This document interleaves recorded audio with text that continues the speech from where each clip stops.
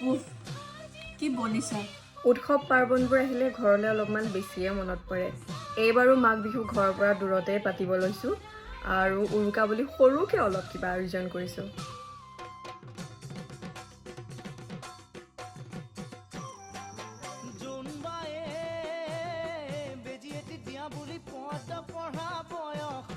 তুমি পঢ়িছিলা চোতালতে পাৰি নগাধাৰীৰ ওপৰত